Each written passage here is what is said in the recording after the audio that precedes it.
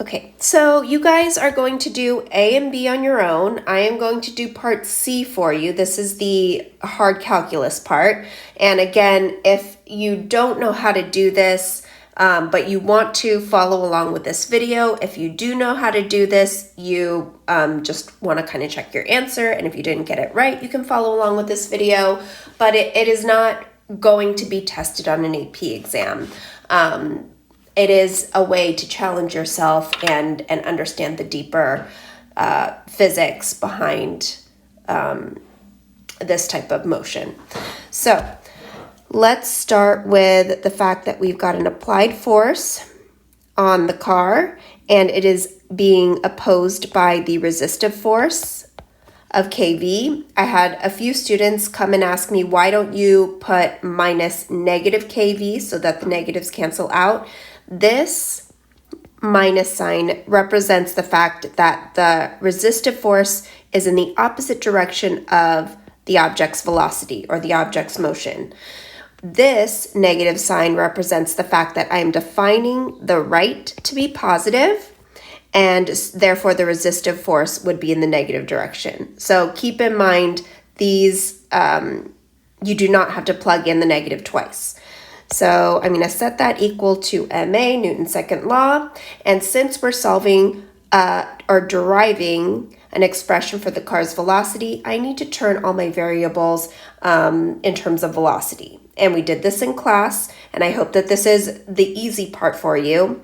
But my velocity needs to stay there. A is a variable that we can represent in terms of velocity by dv over dt. This is a differential equation, and most of the time in an AP exam, they'll ask you to write a differential equation and stop there. So this is where you would stop. But for the sake of challenging ourselves and knowing where the equation comes from, rather than just being given it, we'll do the calculus. So let me bring all my velocities to the same side. So I'm going to get rid of this, which means I'm going to multiply by the reciprocal, and then I'm going to take this whole expression and divide it to the other side. So this is just algebra right now. I'm going to multiply by the reciprocal, get dt over m on the left, and then I'm going to get dv over f naught minus kv on the right. And then from there, I'm going to take the integral of both sides, and what I know is that I'm going to go from time equals 0 to some arbitrary time t, and velocity equals v naught, or where v is the velocity of the car, k is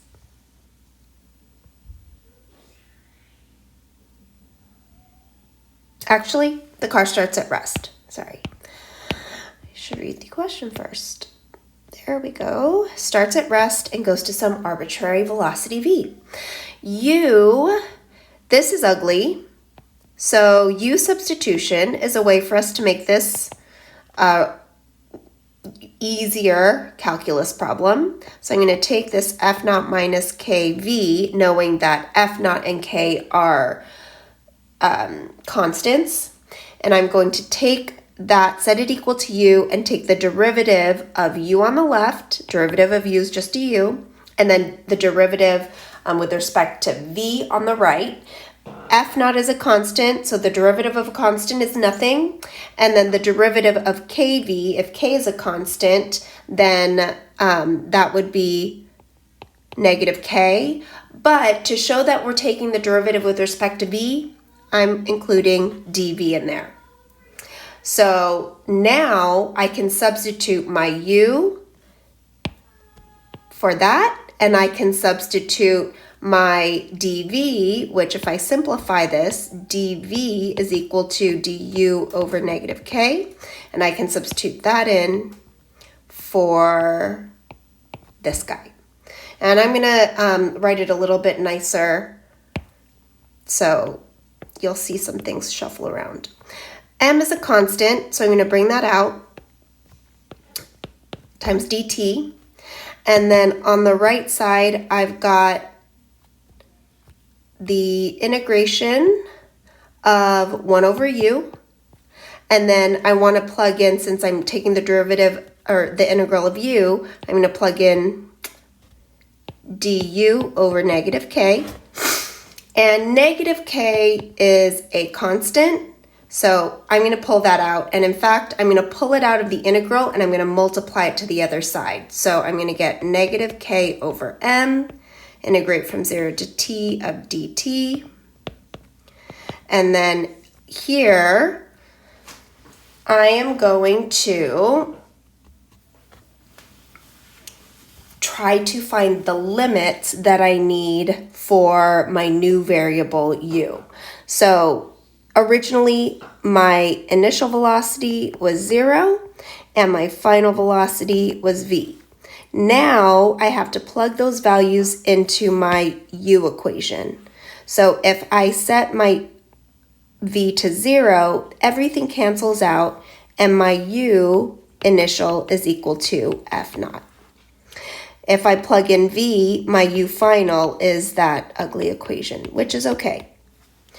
And I'm going to plug those now into my integral. So I'm going from f naught to f naught minus kv, and I'm integrating 1 over u du because I multiplied the negative k to the other side.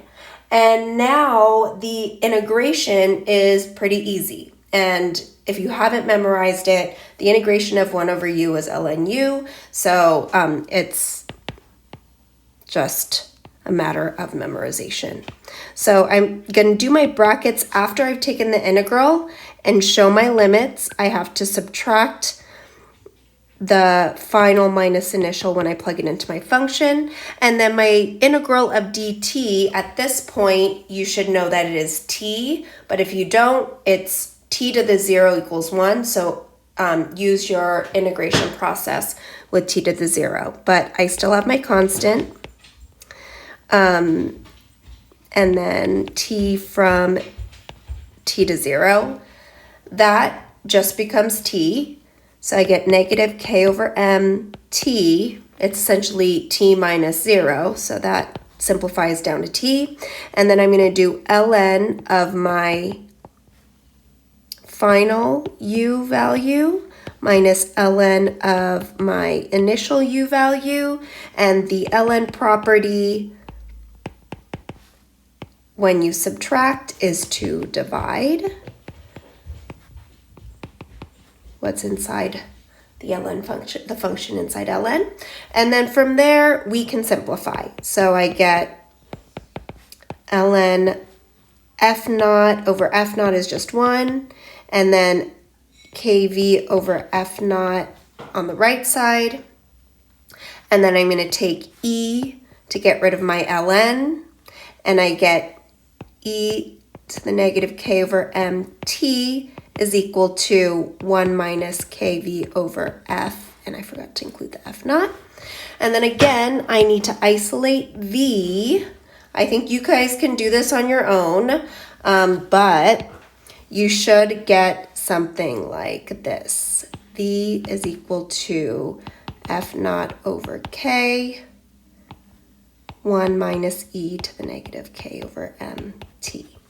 So again, you can do the graphing of this. You want to know that this type of graph starts at 0 and then increases concave down and approaches some sort of asymptote, and that asymptote would be this value. Okay, good luck with this. Again, don't feel overwhelmed by the calculus. If you can understand it, awesome. If you cannot, then at least understand the how to get the differential equation. All right, good luck, you guys.